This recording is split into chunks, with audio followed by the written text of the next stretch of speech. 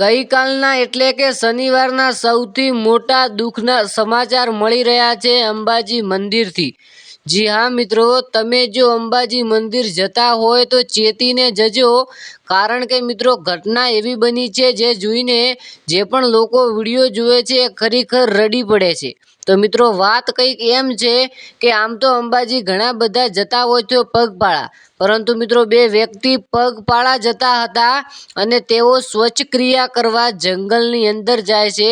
અને મિત્રો ત્યાં એક એવી ઘટના બને છે જે જોઈને આજુબાજુના લોકો દોડી આવ્યા અને તાત્કાલિક મિત્રો એમ્બ્યુલન્સ બોલાવવું પડ્યું। તો મિત્રો થયું એવું કે શૌચ ક્રિયા કરવા જંગલની અંદર ગયા અને મિત્રો ત્યાં ઘણા લોકો બેઠા હતા, એટલે કે 2 થી 4 લોકો બેઠા હતા જે અંબાજી જાય છે તેઓ ભક્તોને લૂંટવા માટે। હવે મિત્રો વાત કંઈક એવી બની છે કે તેઓ પાસે તીક્ષ્ણ હથિયાર હતા અને મિત્રો એ તીક્ષ્ણ હથિયાર દ્વારા જે આ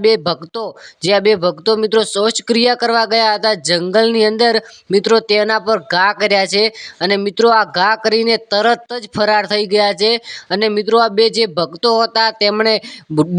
જોરથી બૂમ પાડી અને મિત્રો બૂમ પડ્યા બાદ આજુબાજુના લોકોએ સાંભળ્યું એટલે જલ્દીથી જલ્દી દોડીને આવ્યા અને મિત્રો આજુબાજુ જોવા લાગ્યા, પરંતુ જે આ હથિયારો મારવાવાળા હતા આ લોકો ક્યાંય તેમને દેખાણા નહીં, એટલે મિત્રો જલ્દીથી પોલીસને જાણ કરી અને પોલીસને જાણ કર્યા બાદ જલ્દીથી એમ્બ્યુલન્સ બોલાવી અને તેમને દવાખાનાની અંદર ભરતી કર્યા। હવે મિત્રો આ કેવો સમય આવી ગયો છે, એક માતાજીના દર્શન કરવા જઈએ છીએ અને કોઈક આવી રીતે કોઈ ઉપર